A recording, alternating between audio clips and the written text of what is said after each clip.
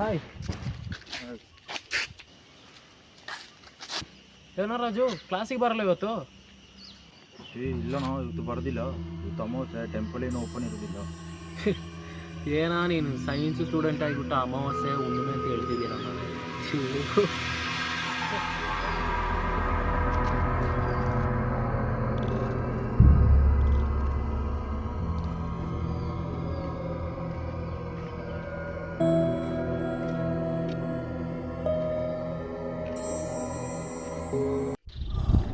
Hi Vikrant. ಓ hi. Class ಮುಗೀತಾ? ಹಾಂ ಮುಗೀತು ಕಣೋ, ಈಗಷ್ಟೇ ಬಂದಿದ್ದು ನಾನು. ಓ ನಿಂದೆಲ್ಲ ಮುಗೀತಾ ಪೂಜೆ, ಅಮಾವಾಸ್ಯೆ ಪೂಜೆ ಅಲ್ಲ? ಇವಾಗಷ್ಟೇ ಮುಗಿಸಿ ಬಂದಿದೆ. ಬಾಯ್ಲಿ.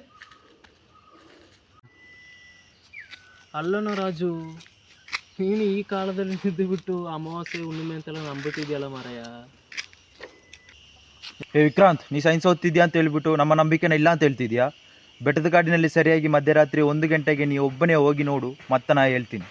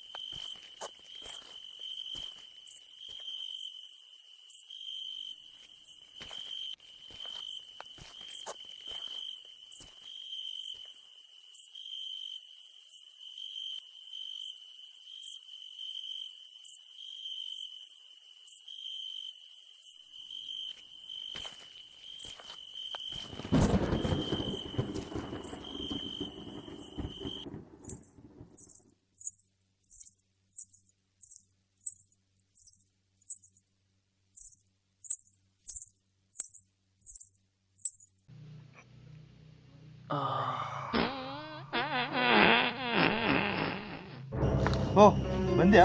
ಒಬ್ಬನೇ ಹೋಗ್ಲಿಕ್ಕೆ ಎದುರಿಗೆ ಆಗ್ತೀವಿ, ಅದಕ್ಕೆ ನಿನ್ನ ಕರೆದಿದ್ದು.